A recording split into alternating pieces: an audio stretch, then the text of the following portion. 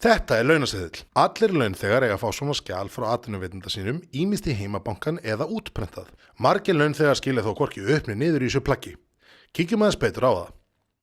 Efst á launaseðlinum er yfirleitt að finna praktískar upplýsingar eins og nafn launþega og atvinnuveitanda, kennitölu, heimilisfang og fleira eins og logo fyrirtækisins og reikningsnúmer. Þar fyrir neðan má yfirleitt finna mánaðarlaunin sjálf. Margir fá greidda fasta upphæð fyrir mánaðarvinnu eins og þessi einstaklingur og þá yfirleitt í prósentum talið. Aðrir fá greidda tímavinnu, það er tímakaup margfalda með tímafjölda í mánuði. Auk þess fær fólk stundum greidda yfirvinnu en það er svo vinna sem er unnin utan dagvinnutíma. Þessar tölur gera samtals mánaðarlaun fyrir skatt. Ofan á þessa upphæð geta þó lagst aðra greiðslu svo sem matarpeningar, dagpeningar eða akstursgjald en það fer allt eftir kjarasamningum hverju sinni. Því miður er þetta ekki svo upphæð sem lögð er inn á bankareikningin við hver mánaðamót. Öllum launum þarf nefnilega að greiða skatta og önnur gjöld. Tökum fyrst fyrir útsvar og tekjuskatt. Útsvar er sjónvarpsþáttur. En líka skattur. Útsvarið rennur til þess sveitafélags sem launþeginn býr í og tekjuskatturinn rennur til íslenska ríkisins. Saman heitir þetta á launaseðlinum staðgreiðsla. Til þess að flækja málin enn frekar þá eru skattþrepin 3. Það er að segja fólk greiðir mismikinn skatt í prósentum talið eftir því hversu mikið það þénar. Fyrsta skattþrep nær til fólks sem þénar 230.000 krónur eða minna á mánuði. Annað skattþrep nær því frá 230.001 krónu og upp í tæpar 705.000 krónur. Hversu háa prósentu fólk greiðir í skatta á að koma fram á launaseðli. Það er hérna sem persónuafslátturinn kemur að góðum notum, en hann lækkar þá upphæð sem fólk greiðir í staðgreiðslu. Árið 2012 er persónuafslátturinn 46.532 krónur og dregst hann frá þeirri upphæð sem launþegi á að greiða í staðgreiðslu. Vitavörðurinn átti að greiða 99.935 krónur í skatt, en eftir að hafa full nýtt persónuafsláttinn sinn greiðir hann 53.403 krónur. Þó svo að það sé ekki skylda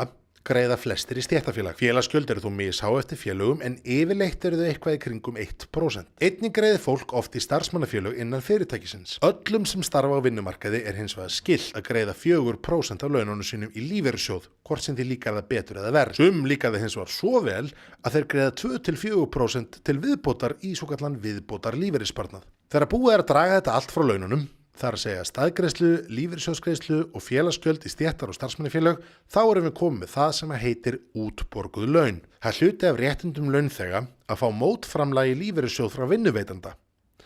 Vinnuveitandi borgar það sem nemur 8% af heildarlaunum í mótframlag og stundum hærra. Ef launþegi greiðir í viðbótar lífeyrissparnað á atvinnuveitandi líka greiða mótframlag þangað sem nemur 2% af heildarlaunum. Einnig er það til dæminu að atvinnuveitandi greiði á sama hátt mótframlag til stéttarfélagsins. Síðast en ekki síst er það svo orlofsgreiðslur. Öllum atvinnuveitendum er skylt að greiða starfsfólki sínu orlof. Orlofslaun eru yfirleitt 10,17% af heildarlaunum og eru þau ýmist greidd út mánaðarlega, lögðin á orlofsreikning eða veita fólki rétt á launuðu sumarfríi. Upplýsingar um orlofsgreiðslur á fólk að geta fundið á launaseðlinum sínum. Svona lítur þetta þá út eftir reiknidæmið. Heildarlaunin í janúar 2012 voru 275.962 krónur. Samtals er frádrátturinn upp á 66.373 krónur sem þýðir að þessi einstaklingur fær 209.589 krónur útborgaðar. Þó svo að allir launaseðlar líti ekki nákvæmlega svona út, eiga allar þessar upplýsingar að koma fram á öllum launaseðlum. Góð regla er að skoða launaseðlinn sinn vandlega hver mánaðamót og ganga á skugga að allt sé eins og það eigi að vera.